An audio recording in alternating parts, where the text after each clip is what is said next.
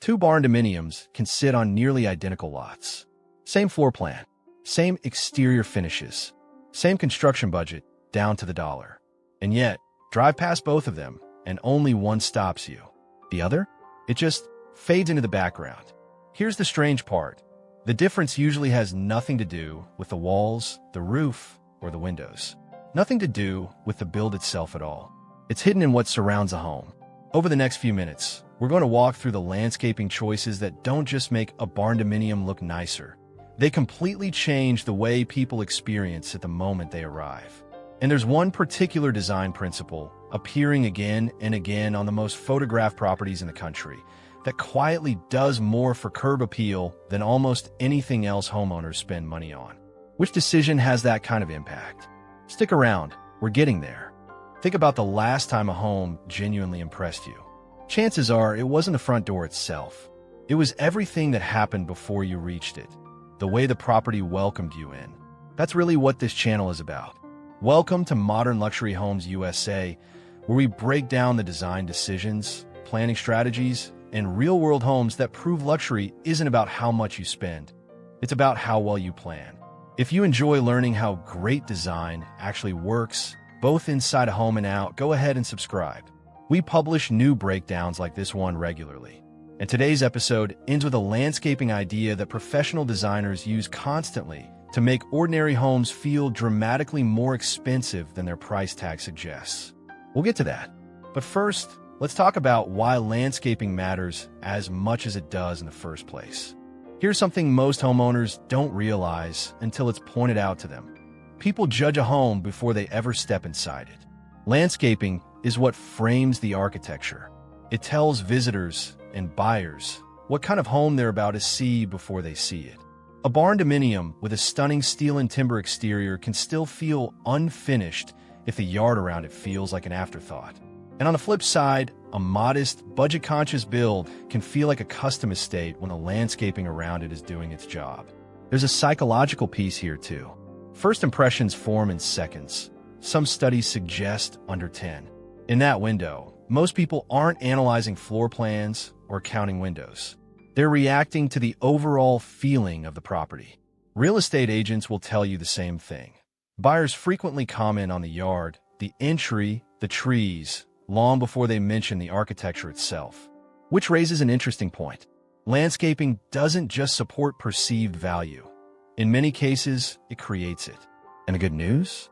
The first improvement we're going to look at isn't expensive at all, but its impact shows up almost instantly. Let's start where every guest, buyer, or delivery driver starts, the walk to the front door. This is what designers call the entry experience, and it's more intentional than most people assume. A great entry doesn't just get someone from the driveway to the door. It guides them there. That starts with the walkway itself. A winding, well-defined path feels more inviting than a straight concrete slab. It slows people down just enough to take in the home. Then there's the front entrance area, which benefits from a bit of breathing room. A small landing, maybe a covered overhang, somewhere that feels like a genuine arrival point rather than just a doorway. Layered planting along that path adds warmth without overwhelming it. Low shrubs near the ground, something mid-height behind them, maybe a single taller feature plant near the door itself. And lighting, even something simple, extends that experience into the evening, which we'll come back to later. All of it works toward one goal: visual guidance. The eye should move naturally from the street to the door, without ever feeling lost or unsure where to go. It should feel intentional, inviting, effortless. Interestingly, the next upgrade we're covering doesn't involve a single flower. Trees do something landscaping alone can't. They add scale. A barndominium, especially one with tall metal siding and a simple gable roof line, can sometimes feel a little exposed on an open lot. Trees soften that. Placed correctly, they don't hide the architecture, they highlight it. Shade trees, positioned a bit further back from the structure, frame the home the way a good picture frame draws attention to the art inside it rather than away from it. Accent trees, placed closer to the entry or along a fence line, add detail at a smaller, more human scale. Scale matters more than people expect. A tree too small looks like an afterthought. A tree too large can overwhelm the very home it's meant to complement. The sweet spot is usually somewhere that lets the roofline remain visible while still softening the hard architectural lines beneath it. Seasonal interest is worth thinking about too. Trees that flower in spring, shift color in fall, or hold structure through winter keep the property from looking static all year. But height isn't the only way to create drama around a barndominium. There's another approach that works from the ground up instead. This next principle is probably the single most repeated idea in high-end landscape design: layering. Instead of a single row of matching shrubs, which, let's be honest, reads a little flat, luxury landscapes build depth using multiple heights and textures at once. Start with structural shrubs as a base layer. Add ornamental grasses for movement. They catch wind in a way that static plants simply can't. Ground cover fills in the lower gaps, keeping soil from looking bare between larger plantings. And texture, mixing broad leaves with fine, feathery foliage, keeps the eye interested without needing bright colors to do the work. Speaking of color, balance beats abundance. A landscape with 5 perfectly coordinated tones almost always looks more expensive than one with 15 competing ones. The underlying principle is simple, even if it's easy to forget. Luxury landscapes rely on layers, not clutter. Now, here's where things start to shift, because one hardscape feature, more than almost anything we've covered so far, tend to change the entire personality of a property. Plants come and go with the seasons. Hardscaping doesn't. That's part of why it carries so much visual weight. Stone pathways, in particular, do double duty. They're functional, guiding movement across the property, and they're also one of the fastest ways to signal quality.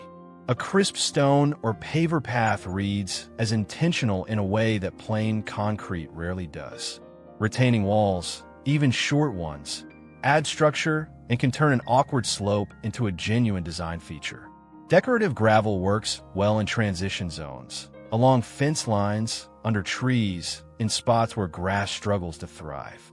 Driveway borders, whether stone, brick, or steel edging, give the entire approach to the home a finished, deliberate look. And outdoor seating areas, even small ones, suggest the property was designed for living in, not just looking at. Here's the useful part. Hardscape holds its beauty through every season. No watering, no dieback, no waiting for spring. Many homeowners stop right about here, satisfied with the results. But there's still one of the most dramatic upgrades left to cover. Let's take a breath here, because a pattern is starting to emerge. Impressive curb appeal was never about one expensive project. It's the layering of several thoughtful decisions. The entry path, the trees, the plant layers, the hardscape, all working together rather than any single element carrying the whole look. If this breakdown is sparking ideas for your own property, take a second and like the video. It genuinely helps us keep making practical, detailed design guides like this one for homeowners planning their next project. Now, everything so far is focused on how a barndominium looks during the day. But there's a whole second version of curb appeal that most homeowners don't fully appreciate until the sun goes down. Daylight curb appeal and nighttime curb appeal are almost two different projects. Path lighting keeps that entry walkway usable and safe after dark, while quietly reinforcing the route from street to door. Uplighting, aimed at trees or architectural features, adds a kind of drama that's simply unavailable in daylight. Shadows and highlights that make the property feel almost cinematic.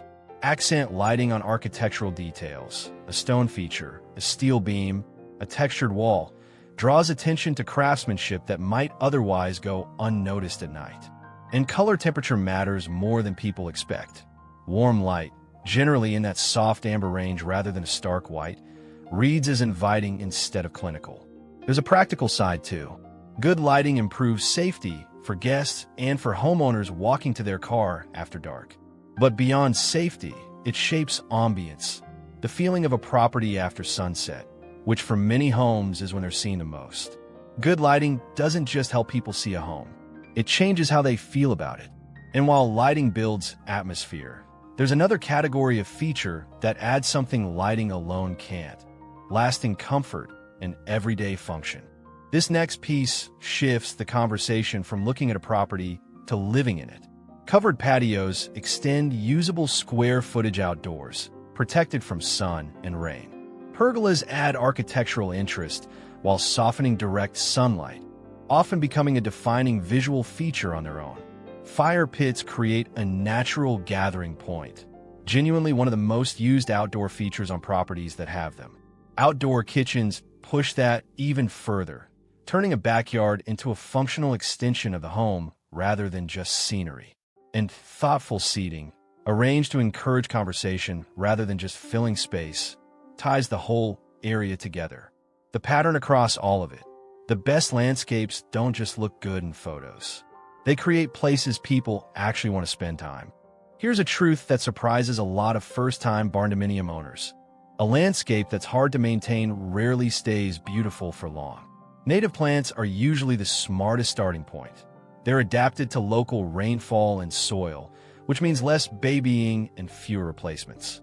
Drought-resistant landscaping follows the same logic, especially in regions where water restrictions or high summer heat make thirsty plants a losing battle. Mulch does more work than people give it credit for. It retains moisture, suppresses weeds, and gives beds a clean, finished appearance almost instantly. Irrigation, even a simple drip system, takes the guesswork out of watering and prevents the overwatering or underwatering that kills more plants than pests ever do. And a realistic seasonal maintenance plan, knowing what needs attention in spring versus fall, keeps the property from slowly sliding into neglect. The takeaway is simple. A landscape that's easy to maintain almost always stays beautiful far longer than one that demands constant attention. Not every barndominium wants the same landscape, and that's a good thing. A modern barndominium, with its clean lines and minimal ornamentation, generally pairs best with structured plantings, geometric hardscape, and restrained color palettes. A rustic build leans into looser, more natural plantings, think native grasses, timber accents, and formal stone paths. Farmhouse style tends to welcome softer, more romantic landscaping, layered gardens, white picket accents, climbing vines near the porch. Contemporary builds often favor bold architectural plants. Think sculptural agave or ornamental grasses, paired with sharp-edged hardscape. And minimalist properties usually benefit from restraint above all else. A few carefully chosen plants, clean lines, and plenty of negative space. The underlying rule stays the same across every style. The landscape should strengthen the home's personality, not compete with it. Here's something worth sitting with for a moment. Most homeowners assume curb appeal comes down to the big, dramatic moves, the fire pit, the mature trees, the outdoor kitchen. More often, it's the smaller details that leave the lasting impression. Clean, crisp edges along beds and walkways. Consistent materials used throughout the property instead of a patchwork of mismatched choices. Balanced planting that avoids both bare gaps and overcrowded corners. Well-maintained pathways, free of cracks and creeping weeds. And thoughtful lighting that's placed with intention rather than scattered around as an afterthought. Those quiet, almost invisible choices are usually what people remember, even if they couldn't tell you exactly why the property felt so put together. There's a common thread running through every landscape that gets described as effortless. They're rarely overcrowded. Instead, they guide the eye naturally from the street, along the path, up to the entry, and finally to the architecture itself. Every element supports the one before it rather than competing for attention. That's really the secret. Not more features, better sequencing. So here's what today really showed us. Exceptional curb appeal was never reserved for luxury estates with unlimited budgets. It's built through thoughtful planning, balanced design, and a series of smaller improvements that work together. The entry, the trees, the layered plants, the hardscape, the lighting, the outdoor living space, until the whole property feels like one cohesive idea. So here's a question worth thinking about. Which of today's ideas would make the biggest difference on your own barndominium, or the one you're still planning to build? Drop your thoughts in the comments. We genuinely read them, and they often shape future episodes. If you found value in today's breakdown, Subscribe to Modern Luxury Homes USA for more practical design guides and inspiring homes. And in our next production, we're covering one of the most overlooked outdoor investments homeowners make. One that can dramatically improve both property value and everyday living. It's probably not what you'd expect. Luxury curb appeal isn't built through excess. It's created when every outdoor detail supports the home's overall design, with purpose and with balance. The landscaping ideas, design examples, and cost considerations shared today are based on current industry practices and publicly available information at the time of production. Results will vary depending on climate, property conditions, local regulations, and personal design choices. Always plan landscaping with your site's unique needs in mind.